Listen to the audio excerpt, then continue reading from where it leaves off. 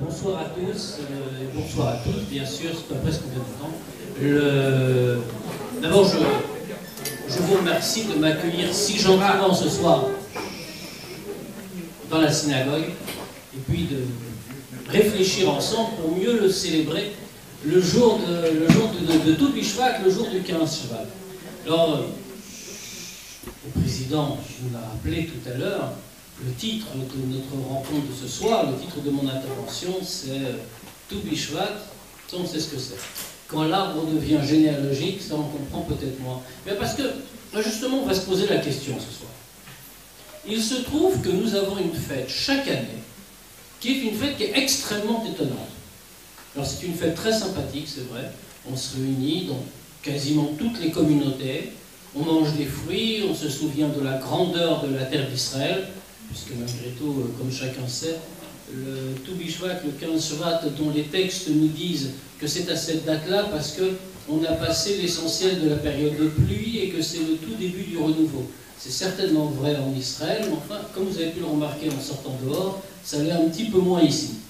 Donc, on se rappelle la grandeur de la terre d'Israël, et tout ça est extraordinaire. Mais cependant, on a malgré tout ici une question habituelle qui revient chaque année. Et les années où on peut passer, on l'a toujours. C'est comment se fait-il finalement que l'homme soit invité à célébrer un Rosh Hashanah Laïlam, un Rosh Hashanah de l'arbre? Et les textes sont extrêmement clairs. Le Rosh Hashanah dont on parle est véritablement un Rosh Hashanah. Ce n'est pas juste une façon de le dire.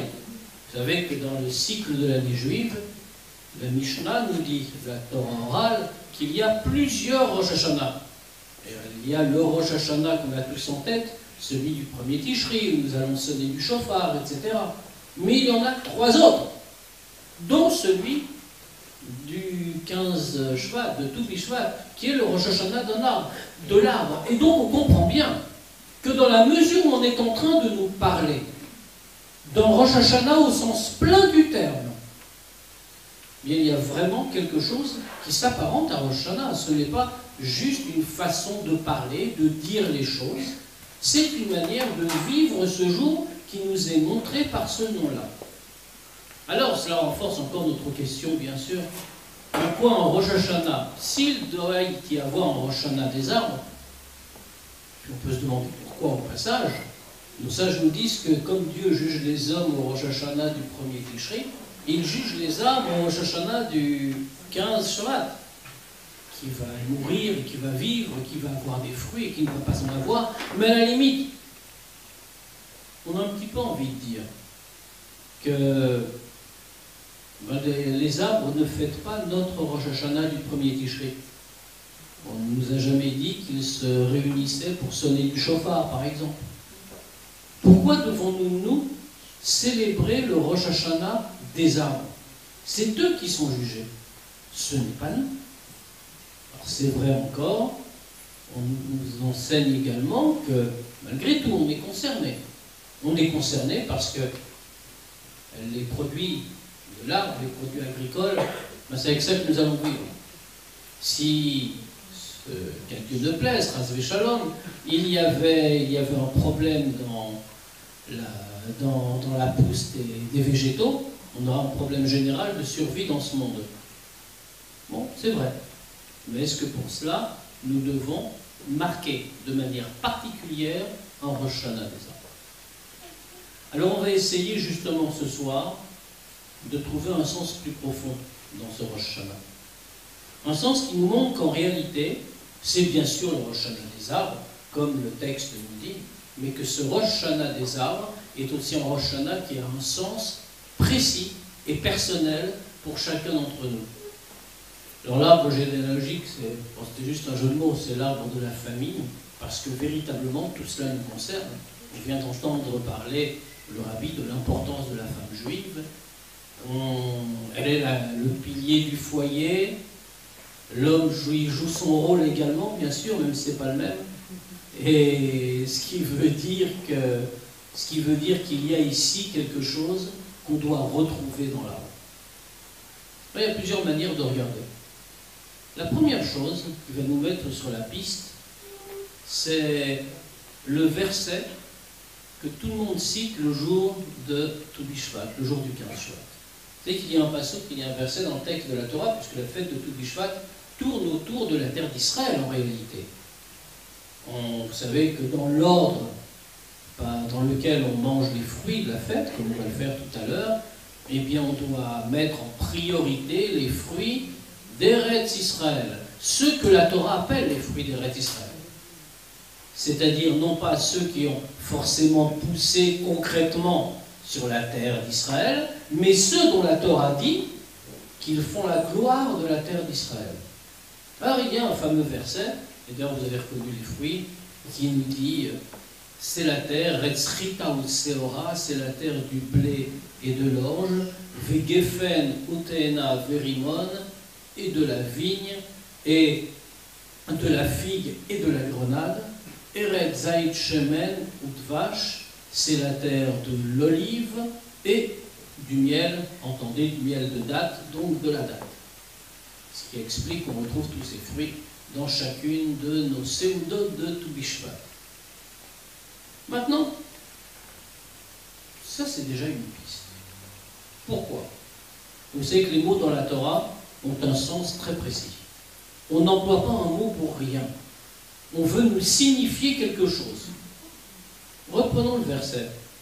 Le verset nous dit, alors on nous dit que c'est la fête de l'arbre, vous avez remarqué, mais les premiers fruits dont on parle ne sont pas des fruits de l'arbre, sont des fruits de la terre. On nous dit Eretz, Rita ou Seora, c'est la terre du blé et de l'orge. À tel point d'ailleurs que vous avez remarqué que sur vos tables de Toubishvat Bishvat, les organisateurs ont bien pensé et ils ont rajouté des gâteaux. Ils ont rajouté des gâteaux tout simplement parce que si vous avez essayé de manger du blé ou de l'orge cru, vous avez vu que c'était très difficile. Donc sous forme de gâteau, c'est quand même plus comestible. C'est étonnant. Faites de l'arbre qui commence par finalement des fruits de la terre. Et puis d'abord, puisque le verset est important, par le mot Eretz, le mot terre. Ce n'est pas n'importe quelle terre. C'est la terre d'Israël. Nos sages posent une question sur la terre d'Israël.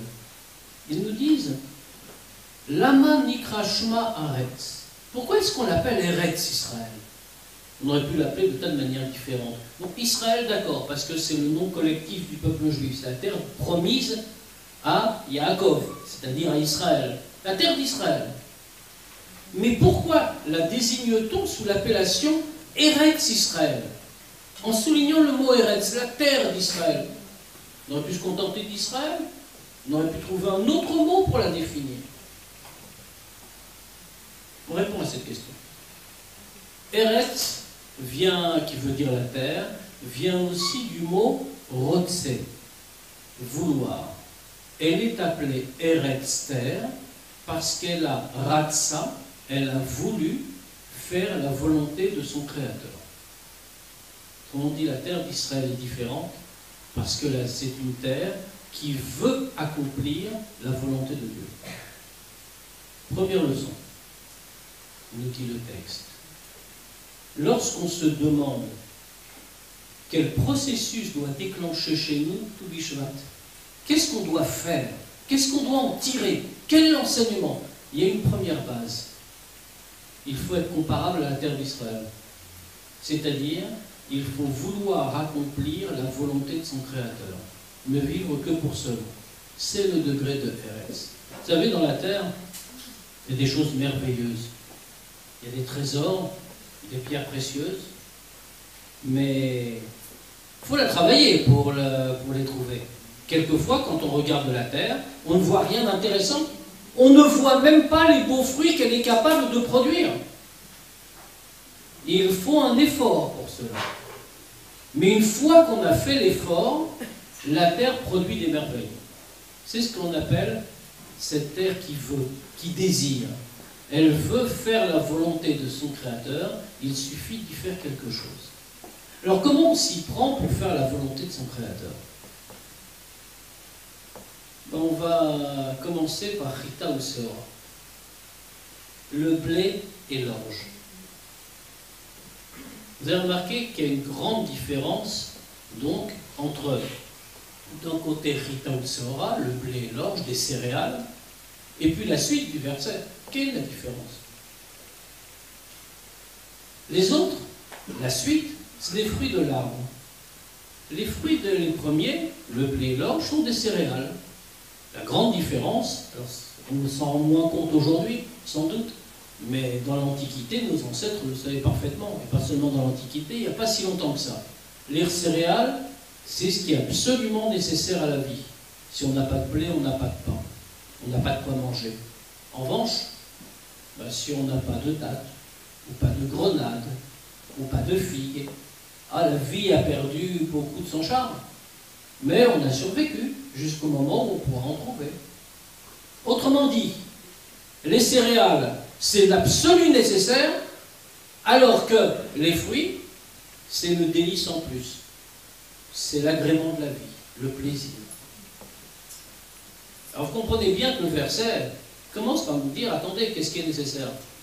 Maintenant que vous avez Eretz, Rotzel, vous êtes dans le degré de vouloir faire la volonté du Créateur.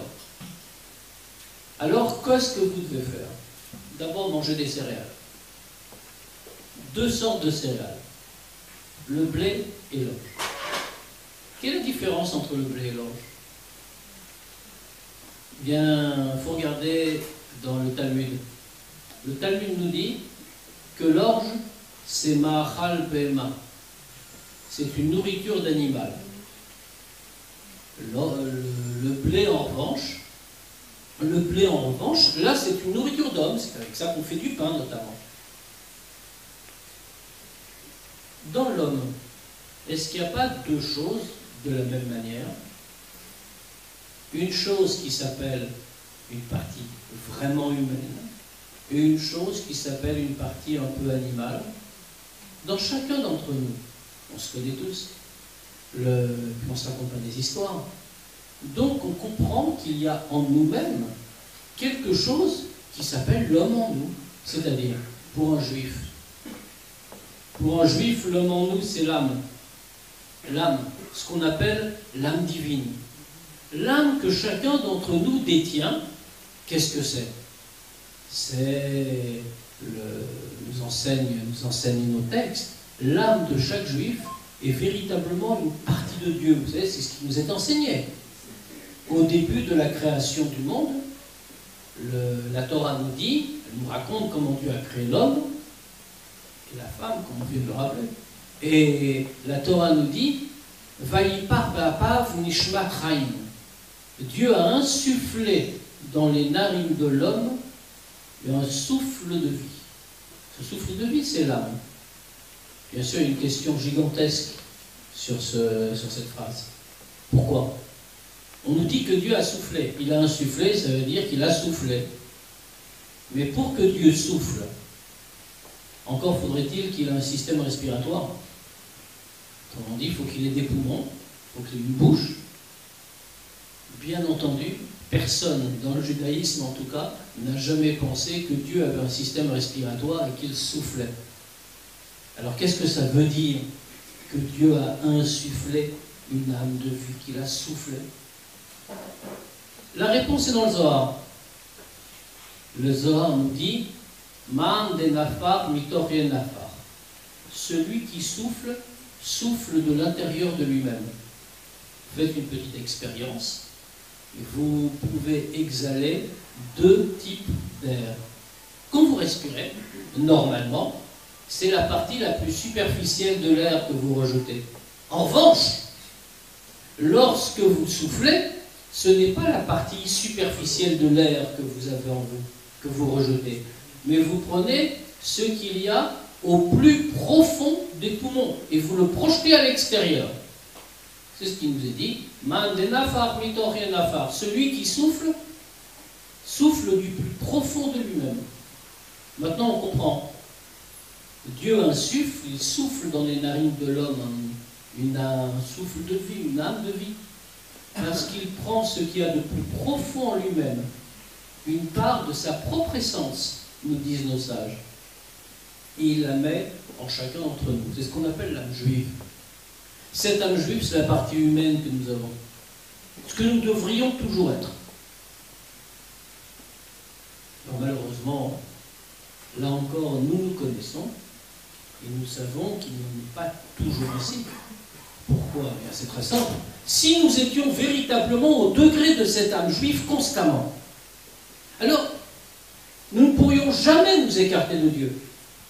Ce serait, à la limite, contre nature. Alors que se passe-t-il? Bien, il y a une partie qu'on va dire animale. Pas vraiment animale, mais quelque chose qui nous éloigne un peu de la divinité. Cette partie animale, bien, on la connaît, les sages lui ont donné un nom. On l'appelle le Nefesh Abahamit. Vous avez reconnu à l'intérieur de l'expression le mot Behema, animal. Une âme animale. Alors, ce n'est pas l'âme à proprement parler, mais ce qui nous permet de vivre. Nous avons besoin de cette âme animale, parce que notre corps fonctionne comme celui d'un animal, parce que nous avons des appétits qui sont comparables à celui d'un animal. Mais bien entendu, l'idée ici n'est pas de suivre ce penchant, mais c'est d'élever, de transformer cette âme animale, d'en faire quelque chose d'autre, de meilleur, de peut-être plus grand que l'âme divine. Si on revenait au blé et à l'orge. Le blé, c'est pour l'homme. L'orge, c'est pour l'animal.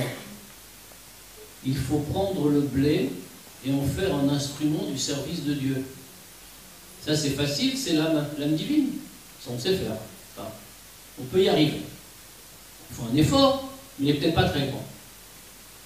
Et puis après, il faut prendre l'orge et en faire aussi un élément du service de Dieu, un instrument du service de Dieu. L'orge, c'est déjà plus compliqué. Nourriture d'animal, âme animale. Il faut prendre l'âme animale et en faire un instrument utile, un outil efficace du service de Dieu.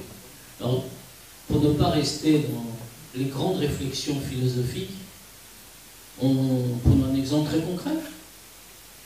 Prendre l'âme divine et servir Dieu avec l'âme divine, c'est par exemple accomplir une mitzvah, venir à la synagogue pour prier, pour étudier, c'est manger cachère, c'est respecter Shabbat, c'est servir Dieu de toutes les manières qui sont indiquées par la Torah. On le fait avec quoi? On le fait avec son âme divine. Comment sert-on Dieu avec son âme animale maintenant? C'est nettement plus compliqué. Ça signifie par exemple que lorsque l'on va accomplir quelque chose qui n'est pas à proprement parler une mitzvah, mais qui est quelque chose d'autre, qui est un domaine neutre de la vie. Vous savez que dans le judaïsme, on ne nous dit pas qu'il y a un domaine neutre. On le voit d'une manière très simple. Là encore, le Zohar oppose le domaine de la Gdusha, de la sainteté, avec un autre domaine. Alors, le domaine de la Gdusha, le domaine de la sainteté, le domaine du bien, comment est-ce qu'on l'appelle? On l'appelle en araméen Sitra di Gdusha, le côté de la Gdusha, tout ça c'est très clair. Mais, comment est-ce qu'on appelle l'inverse? On aurait pu attendre qu'on l'appelle côté de l'impureté, côté de l'interdiction. Il y avait plein de mots qu'on pouvait imaginer. Nos sages ont beaucoup d'imagination pour ce genre de choses. Or, comment l'appelle-t-on? Toujours en araméen, Sitra Ahara, l'autre côté. Pourquoi l'autre côté et pas un terme plus précis? Parce que si on avait dit côté de, allez, on va dire côté de l'impureté, dans ce cas-là, on a dit qu'il y a un côté de la sainteté, certes, il y a aussi un côté de l'impureté, mais entre les deux, il y a un domaine neutre, une espèce de no man's land spirituel, qui est quand on ne commet pas quelque chose d'interdit par Dieu, mais quand on ne fait pas spécifiquement une mitzvah, quelque chose entre les deux. Prenons un exemple très simple. Quand un juif va à son travail, est-ce que c'est une mitzvah Pas proprement parler, c'est pas écrit dans la Torah, ça fait pas partie des 613 mitzvot. Quand un juif mange, je ne parle pas de manger cachère ou non. Manger cachère est bien sûr, enfin ne pas manger non cachère est bien sûr une mitzvah. Mais le fait de manger, est-ce que c'est une mitzvah? Non. C'est comme le travail.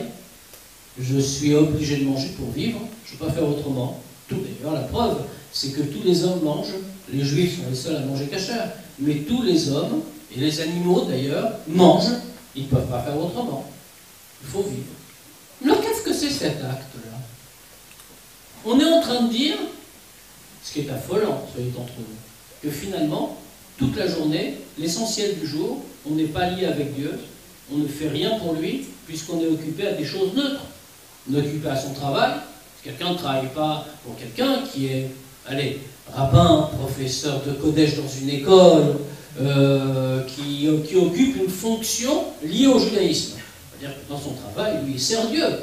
Mais celui qui ne le fait pas, qui travaille dans le monde, ce qui n'est bien sûr pas interdit, et qui au contraire est le cas de la majeure partie d'entre nous, très largement, et ça a toujours été le cas dans toute l'histoire du peuple juif. Eh bien, que fait-il dans toutes ces heures-là? C'est-à-dire qu'il n'est pas juif à ce moment-là? Est-ce que le judaïsme, on va dire autrement, est-ce que le judaïsme est réduit à la plus petite partie du jour? Juste quelques moments privilégiés dans la journée où on fait une mitzvah, où on étudie la Torah, et en dehors de ça, il n'y a pas de judaïsme. Mon frère, on ne fait rien d'interdit, mais on est comme tout homme. Bien sûr, cette idée-là est fausse. Cette idée-là est fausse parce que justement, il est tout à fait clair que le judaïsme doit recouvrir 24 heures du jour. Le judaïsme, c'est notre âme, c'est ce que nous sommes. On n'est pas juif par éclipse. On est juif constamment. Alors c'est pour cela que dans son expression, dans sa terminologie, le Zohar vient nous dire, attention, il y a une citra d'Ikdusha, il y a un côté de la sainteté, et le reste, c'est pas le côté de l'impureté, c'est l'autre côté. Autrement dit, dans tous nos actes, il y a une manière de reconnaître Dieu, une manière de servir Dieu, de s'attacher avec Dieu. Par exemple, lorsqu'un juif mange, puisqu'on prenait cette référence-là, lorsqu'un juif mange, alors bien sûr il mange cachère, mais ça c'est une mitzvah, mais l'acte de manger, soit il peut dire, penser, mais sincèrement, je mange parce que c'est bon, puis j'aime bien ce plat, donc ça nous arrive de temps en temps, hein. Donc je vais bien manger et je vais même en rajouter. Et que se passe-t-il? Cet homme-là, qu'a-t-il fait? Il n'a rien fait d'interdit. Mais il n'a pas pensé une seule seconde à la réalité de ce qu'il était en train de faire. Qu'est-ce qu'il était en train de faire? Il était juste en train de manger pour prendre des forces qui lui permettront de servir Dieu. C'est une manière de voir la différence entre le côté de la Kedusha, le côté de la sainteté dans l'acte quotidien, et l'autre côté. Je vais raconter une petite histoire qui va éclairer le propos. Un jour, le Baal Shem Tov, qui a vu un homme, il était avec ses disciples. Cet homme était pendant le repas de Shabbat. Et donc, ils ont vu cet homme chez lui, qui était en train de manger, et qui avait sur lui le beau vêtement de Shabbat. Et il était en train de manger avec un enthousiasme évident. Les bons plats de Shabbat, que toutes les femmes juives savent faire. Et donc, il est en train vraiment de manger avec un appétit particulier. Et le Baal Shem Tov, quand il a vu ça, a dit à ses disciples de se rapprocher, à ses chassidim, il leur a dit de mettre leurs mains sur leurs épaules l'un de l'autre pour former le cercle. et lui-même a complété le cercle. Il l'a fermé. Une fois que ça a été fait, alors ils ont tous eu la même vision. Ils ont vu assis à la place de cet homme, avec les vêtements de Shabbat, un bœuf, semblable à la viande qu'il était en train de manger, en fait. Une version vivante. Et le Baal Shem Tov est stupéfait, le Baal Shem Tov a retiré ses bras des épaules de ses voisins, la vision s'est interrompue. Il leur a dit, j'ai voulu vous montrer cela. Cet homme-là, et pourtant c'était Shabbat, ne pensez pas à la beauté du Shabbat, ne pensez pas à la grandeur du repas de Shabbat en tant que grandeur spirituelle. Il ne pensait qu'au goût extraordinaire de la viande de bœuf qu'il était en train de manger. Du fait qu'il n'a pas utilisé sa force pour rectifier l'âme animale. Alors, je vous ai montré de quoi il a l'air dans les mondes spirituels. Il a rajouté un petit détail. Quant au vêtement qu'il portait, c'était le vêtement de Shabbat. Et comme le vêtement de Shabbat est particulier, il est saint, alors il a gardé l'apparence du vêtement de Shabbat. Mais l'homme, lui, avait été transformé. Alors vous voyez, l'entreprise n'est pas commode. On doit commencer par l'âme divine, dans l'ordre du verset. Eretz Chita, la terre qui veut faire la volonté de son créateur, donc la volonté d'agir. Chita, le blé, l'âme divine. Et pourquoi l'âme divine? Parce que c'est plus simple. Il s'agit de vouloir et d'accomplir avec le plus grand enthousiasme possible la volonté de Dieu. Faire les mitzvot. Mais ensuite, une fois qu'on a passé cette première étape, ça suffit absolument pas. C'est pas ça la vie d'un juif. La vie d'un juif, c'est pas encore une fois par intermittence. On est juif 24 heures par jour. Pas 2 heures où on fait particulièrement une mitzvah. Allez, 3 heures. On va donner 1h30 pour la prière, 1h30 pour l'étude. Et c'est pas ça, c'est toute la journée. Donc il faut commencer à travailler avec l'âme animale, l'ange, et ainsi l'élever. Alors vous avez compris pourquoi j'appelais ça l'arbre généalogique? Parce que finalement, où est-ce que ça se passe tout ça? Où est-ce qu'on découvre la volonté de Dieu? Où est-ce qu'on découvre le travail nécessaire sur l'âme divine et l'âme animale? Dans la maison juive. La maison juive, nous dit-on, c'est Mikdash Me'at, c'est un petit sanctuaire. C'est l'endroit où se révèle la volonté de Dieu. C'est l'endroit où la Shrina, la présence divine, peut apparaître. Et il faut bien dire, non, maintenant je vais rien à vous cacher, puisque vous avez déjà tout vu, c'est essentiellement le travail de la femme. Puisque l'homme va amener les forces, et la femme va les concrétiser. On a besoin des deux, rassurez-vous, monsieur. L'homme doit amener les forces, il doit amener les ressources, pas seulement matérielles, les ressources spirituelles. Et la femme va les concrétiser. Mais une fois qu'on a commencé à planter cet arbre-là, mais il va falloir continuer. On continue le verset un petit peu, je ne sais pas si on verra tous les fruits, mais au moins quelques-uns. Chita ou Seora, on a dit. Geffen, Utena, Verimon. Geffen d'abord, la vigne. Qu'est-ce que c'est que la vigne?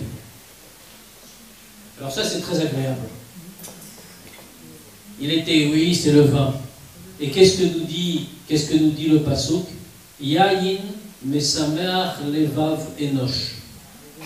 Le vin réjouit le cœur de l'homme. Parce qu'avec tout ce qu'on vient de dire, on pourrait se trouver tout à fait démoralisé. Je suis en train d'indiquer un tel programme que finalement on n'a plus qu'à démissionner, aller manger les fruits et puis se contenter de ça. Il y a une solution. La solution, c'est de commencer par être joyeux et avoir confiance. On me dirait, dans ces conditions, c'est un petit peu difficile d'être joyeux et d'avoir confiance. La joie est essentielle. On nous l'a enseigné de longue date, Simcha poretz geder, la joie brise toutes les barrières. C'est le fameux mot qu'on utilise toujours. Lorsqu'une armée part au combat, lorsqu'elle va conquérir une ville, elle y va en chantant. Dans le passé, au moins maintenant, ça se passe un peu différemment, mais dans les armées d'il y a 2 siècles, on allait au combat en chantant. Idée tout à fait étonnante. Là aussi, c'est une idée tout à fait étonnante. Combattre. Et en plus, il y a 2 siècles, on allait voir l'ennemi juste en face, tirait son épée et on chargeait, et l'ennemi attendait de l'autre côté. C'est quelque chose, c'était même pas la guerre mécanique qu'on connaît aujourd'hui, qui n'a pas de meilleur résultat du point de vue humain, mais c'était très impressionnant pour chacun. Et pourtant, les armées y allaient en chantant, ça faisait partie de la vie. Pourquoi en chantant? Parce que le chant lui-même est porteur de victoire. Parce que le chant, c'est la joie. Et que lorsque l'on est joyeux, alors à ce moment-là, on peut tout emporter avec soi. On peut tout réussir et tout réaliser. La joie est une donnée essentielle. La joie est une donnée essentielle. Et en fait, c'est pour ça qu'on le place en tête. Une fois qu'on a coque, le verset le place en tête. Une fois qu'on a eu la volonté de servir Dieu. Une fois qu'on a fait tout ce qu'on devait faire, tous les efforts qu'on devait faire sur l'âme divine. Puis, muni de cette force, on a continué sur l'âme animale dans sa vie quotidienne. Et qu'on se dit, le chemin est bien long, comment est-ce que je vais y arriver? Là, il y a une ressource. La joie. Je vais raconter une petite histoire. Il y avait un jour, toujours le Baal Shem Tov, qui est arrivé dans une certaine ville, quelques jours avant Yom Kippour.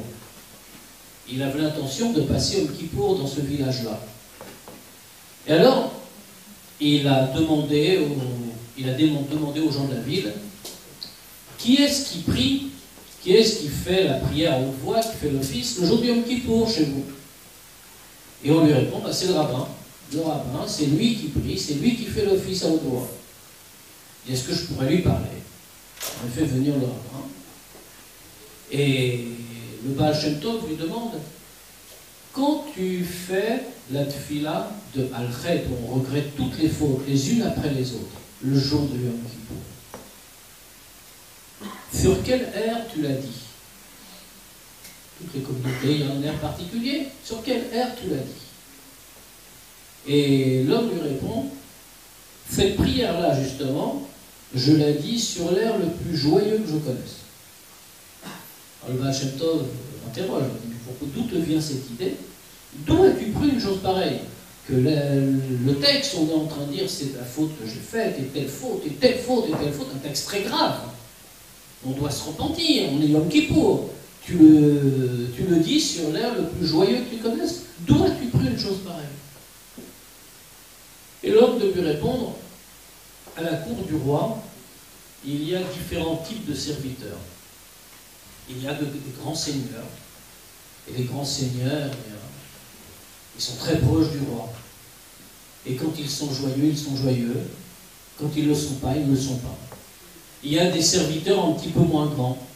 Et puis il y a un serviteur qui est le plus bas de tous. Son travail à lui, c'est de balayer la cour du roi et d'en retirer les ordures. C'est un travail répugnant. C'est vraiment uniquement pour quelqu'un de très humble, de très bas, qui ne comprend rien à rien. Mais quand il est en train de balayer la cour du roi, il le fait en chantant. Et quand on lui demande pourquoi il chante, il dit « parce que je suis heureux d'enlever les ordures de la cour du roi ». Eh bien, c'est la même chose, dit le rabbin. Le jour du Yom Kippour, quand on dit cette prière, on se repent de toutes ses fautes. Je m'occupe d'enlever les ordures spirituelles de la cour du roi. Et je le fais de la manière la plus joyeuse, parce que je suis heureux de servir le roi en retirant les ordures. Alors, c'est dire que la joie a toujours sa place. Même si on a déjà fait passer les éboueurs. Arrive maintenant le fruit suivant. Kefer Tena. la figue. Qu'est-ce que c'est que la figue? Vous savez que la figue a une longue histoire, c'est un fruit qui a une longue histoire. La première fois qu'on en parle, certes, ça n'apparaît pas dans... il faut le voir dans le texte de la Torah, mais vous savez que lorsque Adam et Chava ont mangé du fruit de Etz Hadat, l'arbre de la connaissance du bien et du mal, ils étaient auparavant au Gan Eden et ne savaient pas qu'ils n'avaient pas de vêtements, parce qu'ils n'avaient pas la conscience du mal, donc ils n'avaient pas la conscience de la pudeur. Et donc pour eux, il n'y avait rien de mal, rien n'apparaissait. Il n'y avait rien de mal à être sans vêtements, constamment. Arrive le moment où ils se rendent compte que ça pose un problème. Alors que font-ils? Eh bien, ils vont chercher des vêtements, ils vont trouver des vêtements. Ils vont se cacher, puis à la fin, ils auront des vêtements. Les tout premiers vêtements que Adam et Chava ont, c'est des feuilles de figue. La figue représente le vêtement.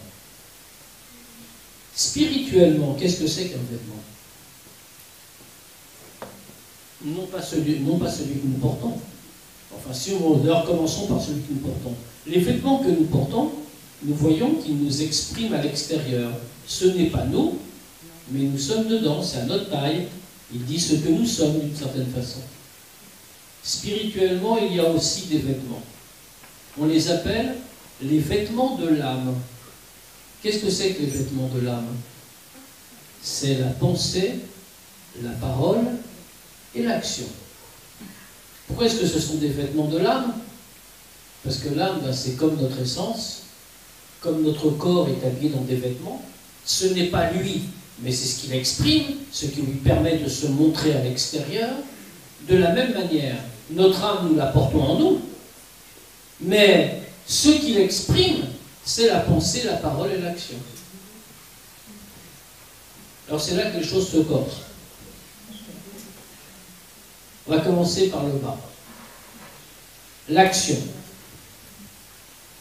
Une fois que l'on a tout réussi, que notre arbre est bien planté en terre, bien enraciné, qu'il tire toutes ses forces de la terre, alors à ce moment-là, il nous appartient maintenant, après l'avoir enrichi par la joie, il nous appartient maintenant de veiller à ce que les vêtements soient en bon état. Alors on commence par l'action, bien sûr, c'est le plus simple. L'action, ça se maîtrise, ça se contrôle. On fait quelque chose ou on ne le fait pas. C'est pas toujours évident. Mais ça se contrôle, on peut y arriver. La parole. Vous allez me dire, la parole aussi, ça se contrôle. On peut ne pas dire ce qu'on avait envie de dire. C'est déjà un peu plus compliqué. Mais enfin, avec un peu d'entraînement, on y arrive. La pensée. Comment fait-on pour contrôler sa pensée? Dieu a fait quelque chose de merveilleux. Il a donné tous les pouvoirs à l'homme. Absolument tous. À tel point que rien n'est hors de portée. Ni sa pensée, ni ses paroles, ni son action. Il y a un commandement de Dieu, une mitzvah, qui n'a rien à voir avec ce dont on est en train de parler ce soir, mais qui exprime ça parfaitement. C'est que parmi les interdictions de la Torah, on trouve quelque chose de très surprenant. On trouve plein de choses surprenantes. Il y en a une en tout cas qui nous sert ce soir. On nous dit que lorsque dans l'ancien Israël, un juif devait partir pour la guerre, lorsqu'il était au front, il n'a pas le droit de reculer, c'est une interdiction, une mitzvah négative, comme on dit, une mitzvah lotaasé. Même, il n'avait même pas le droit d'avoir peur, de ressentir la peur. Alors, ce qui est tout à fait étonnant, voyons, un soldat qui est au front, encore une fois, c'est les guerres de l'Antiquité. Il a l'épée de son ennemi juste devant lui, lui tient son épée, et il y en a un des deux qui va mourir. Il ne doit pas avoir peur. Qu'on nous dise qu'ils ne doivent pas battre en retraite. C'est difficile, mais ça on peut le comprendre. Là, on nous explique, si un soldat commence à battre en retraite, il inspirera la peur à tous les autres soldats, et c'est le début de la défaite. C'est le sort du peuple juif qui est en jeu, le sort d'Israël, etc. Enfin, on a toujours connu ce genre de situation. Mais ici, ne pas avoir peur, au contraire. On a même envie de dire le contraire. Ce soldat est un héros. Il a peur, mais il va au combat quand même. Il se bat de toutes ses forces tout en ayant peur. Il a fait quelque chose d'extraordinaire, il mérite une médaille. Et pourtant, il vient de faire une interdiction. Une interdiction, encore une fois, dans la halakha. Alors justement, ici, en dehors du fait lui-même, il y a un enseignement important à tirer. C'est que si on interdit aux soldats juifs d'avoir peur, c'est parce que tout est contrôlable. C'est parce que l'homme peut contrôler absolument tout. Il peut contrôler tous les mouvements de son cœur, il peut contrôler, c'est au moins la thèse de la Torah, donc a priori, nous avons sur qui nous appuyer, c'est ce que Dieu nous enseigne, il peut contrôler son cœur, contrôler ses sentiments, contrôler à plus forte raison ses idées, ses paroles et ses actions. Dès lors, on comprend, Théna, fait dans l'ordre. Dans le verset, on voit de quelle manière on doit procéder. On a commencé par la terre, la volonté de servir Dieu. On a continué par l'âme divine, faire les mitzvot. Puis on a dit, ça ne suffit pas, l'âme animale, dans la vie quotidienne, il faut servir Dieu. Et puis ensuite, on n'y arrivera pas si on n'est pas joyeux. Il nous faut nous entraîner. Et puis ensuite, les vêtements. Maintenant, on entre dans le détail. Mais tout est possible. Tout est possible. Et on en a de nombreux exemples. Comme je vous raconte beaucoup d'histoires ce soir, je vous en raconter encore une qui va illustrer l'idée. Histoire tout à fait authentique, comme toutes les autres. Lorsque le Rabbi Shneur Zalman, le premier rabbi de Chabad, l'auteur du Tanya, a vu arriver les armées françaises en Russie, les armées de Napoléon.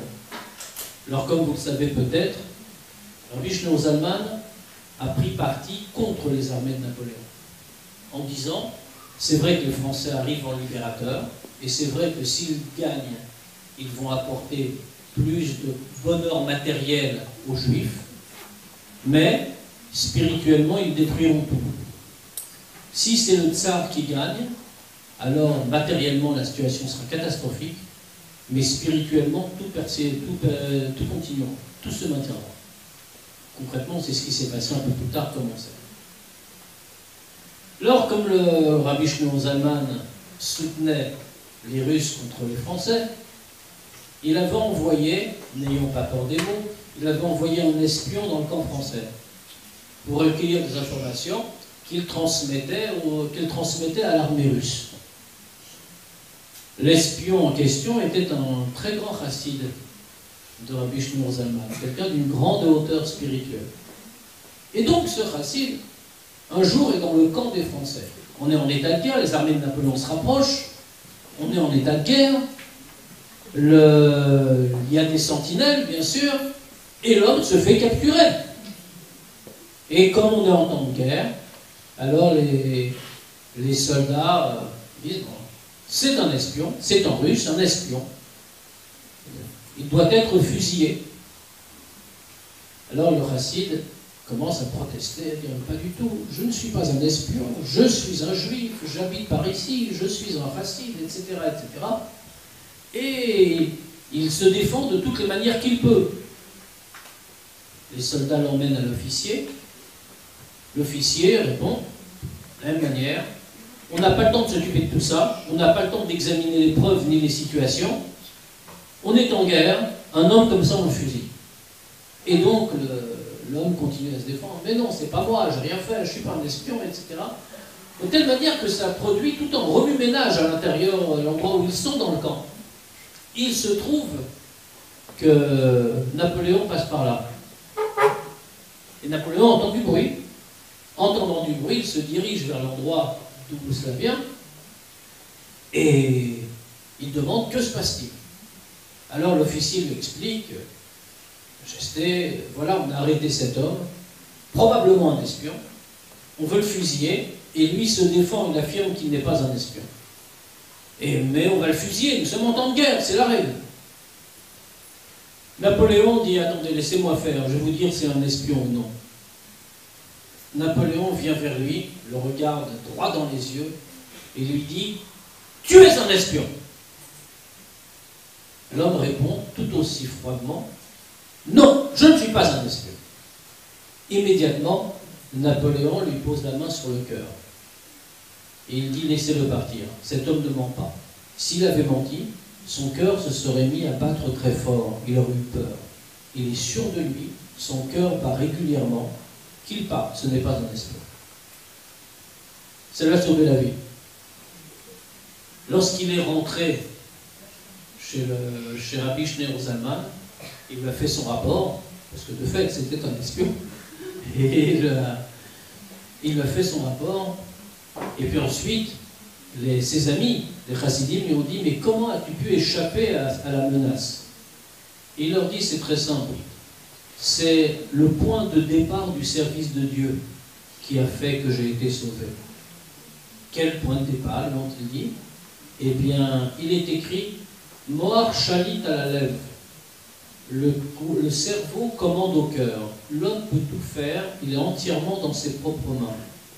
Comme je savais qu'il ne fallait pas que mon cœur batte trop fort, donc j'ai dit à mon cœur de ne pas battre trop fort, il n'a battu calmement. Alors cet homme était quelqu'un de très élevé spirituellement, bien sûr. Mais l'idée est la même. Chacun à son niveau, chacun à sa manière, peut-être pas jusqu'à ce point-là, mais chacun à son niveau peut absolument produire la même chose. Chacun de ses vêtements, l'action, la parole, la pensée, il peut littéralement tout dominer, c'est ce qui est attendu de lui. Alors une fois qu'on a fait tout ça, il nous reste à parler de Rimon. Rimon la grenade. Le Rimon, ça commence à être très intéressant, parce que Rimon, on sait à quoi est comparée la grenade. La grenade nous disent nos Chachamim, ils nous disent la grenade sont les mitzvot. Il y a 613 mitzvot, alors je ne sais pas si vous avez déjà compté, mais paraît-il, il y aurait 613 grammes dans une grenade. Alors, il vaut mieux laisser dire et pas compter, comme ça on ne sera pas déçu. En tout cas, symboliquement, ça reste vrai. C'est-à-dire que la grenade symbolise justement cette idée de mitzvot. Une fois qu'on a tout purifié, une fois qu'on a tout travaillé, qu'on a tout changé, où est-ce qu'on en est dans l'arbre? Dans l'arbre, on est dans les branches. Les racines, c'était dans la terre. L'arbre était planté en terre, la volonté de Dieu. Les racines, c'était quoi? Le travail sur l'âme divine et l'âme animale. Puis ensuite, on a commencé à construire le tronc peu à peu par nos efforts. Puis maintenant, on arrive vraiment dans les branches. Les branches, c'est-à-dire, on arrive aux branches de l'arbre, on arrive à l'accomplissement des mitzvot. Pourquoi c'est les branches? Parce que c'est ça qui pousse. C'est cela qui pousse. On est constamment dans l'avancée et on est constamment dans l'amélioration. Vous avez remarqué que tout ça est du fait du végétal. Qu'est-ce qui caractérise le végétal par rapport aux autres règnes? Traditionnellement, on distingue 4 règnes dans la création. Le minéral, le végétal, l'animal et l'humain. Chacun a une supériorité sur l'autre, bien sûr. Alors laissons de côté l'animal, parce qu'on n'ira pas jusque-là. Mais le végétal, quelle est sa supériorité sur le minéral? Le minéral ne bouge pas. Le minéral est inerte. Le végétal s'élève toujours, il pousse. Il va toujours vers le haut. C'est exactement l'idée de la grenade, l'idée des mitzvot. Alors là, on a un vrai lien avec Dieu. Comme vous le savez, la seule manière de se lier à Dieu, c'est les mitzvot. Une fois qu'on a tout fait, une fois qu'il n'y a plus d'obstacle, la seule manière de se lier à Dieu, c'est les mitzvot. Pourquoi est-ce que c'est la seule manière? Comment est-ce qu'on peut se lier à Dieu? L'idée même est impossible. L'idée est paradoxale. Comment une créature pourrait-elle se lier au Créateur? Il n'y a pas de rapport entre le Créateur et la créature. Dieu est infini. Nous sommes limités. Comment pourrions-nous, nous attacher à Kadosh Baruch Hu, nous attacher à Dieu? Et pourtant, tout le judaïsme est fondé sur cette idée-là. L'homme doit s'attacher à Kadosh Baruch Hu, il doit s'attacher à Dieu. Mais comment fait-on? C'est que le mot mitzvah, mitzvah vient du mot tzivouy, un ordre, un commandement, bien sûr. Mais il vient d'un autre mot, nous enseigne-t-on. Il vient aussi du mot tzavta, un lien, un attachement. Parce que la mitzvah, ce n'est pas seulement un commandement de Dieu, la mitzvah, c'est un moyen de lien et d'attachement avec Dieu. D'où la présence de la grenade sur nos tables de tous les soirs. Il nous reste à passer à la deuxième partie du verset. Il n'y a plus que de fruits. Il n'y a plus que de fruits, et ça fait longtemps que je parle. Alors on va aller vite sur les deux derniers fruits. Mais je ne vais pas vous laisser sur votre faim.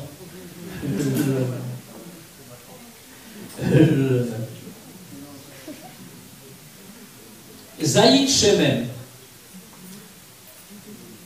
c'est la terre de l'olive. Qu'est-ce que c'est que l'olive? L'olive, c'est amer. Enfin, avant qu'on l'ait préparée pour la manger, l'olive est un fruit amer. Eh oui, parce que quelquefois on a fait des choses qui ne vont pas.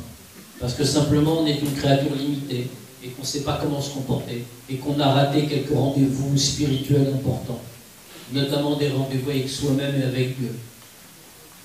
Alors on a besoin d'un peu d'amertume. Oh, pas la tristesse, pas la tristesse. La tristesse c'est condamnable, la tristesse ça nous abat. La tristesse c'est le désespoir. L'amertume c'est différent. L'amertume c'est, je réfléchis sur moi-même, je médite, et je me rends compte qu'il me manque quelque chose. Vous savez comment on peut repérer la différence entre l'amertume et la tristesse? C'est qu'après la tristesse, on est désespéré, après l'amertume, on est joyeux. Parce que quand on est amer sur ce qu'on a manqué, alors on est heureux de l'avoir repéré, et on est content de reconstruire. Et puis ça concerne les femmes, c'est que Myriam, qui est un modèle pour chacune, vient du mot amer, justement. Merirut. Parce que justement, mais c'est aussi l'idée, c'est seulement quand on est amer qu'on peut se remettre en question, se remettre en cause. Si on est toujours satisfait, on finit par être comme le monsieur dont je parlais tout à l'heure, qui avait ses beaux vêtements de Shabbat, mais qui en réalité ressemblait spirituellement à un bœuf habillé dans les vêtements de Shabbat. Alors arrive Dvash, les dates. Les dates, ben c'est l'aboutissement. Si on a suivi tout ça, la date c'est le palmier dattier. Le palmier dattier, c'est aussi une idée importante. Qu'est-ce qui est comparé à un palmier?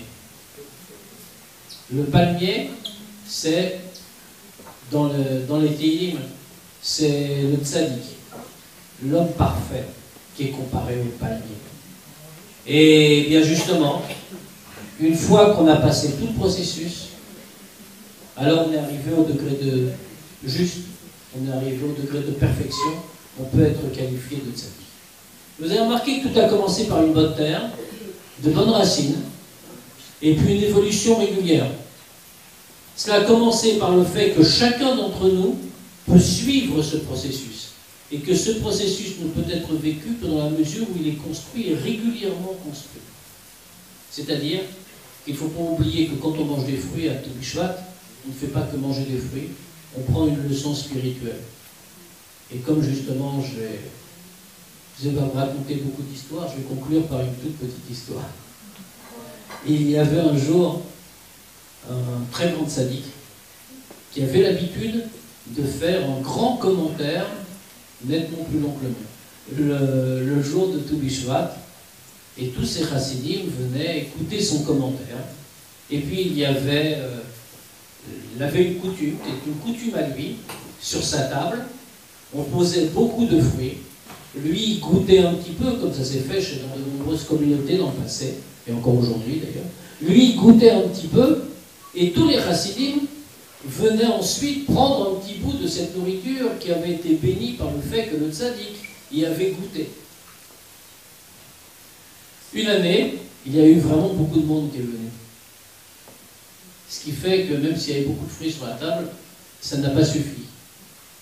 Alors les disciples, qui ne renoncent jamais dans ces cas-là, ont commencé à se pousser un petit peu, et peut-être un petit peu plus qu'il n'aurait fallu, pour essayer d'attraper un morceau de fruit.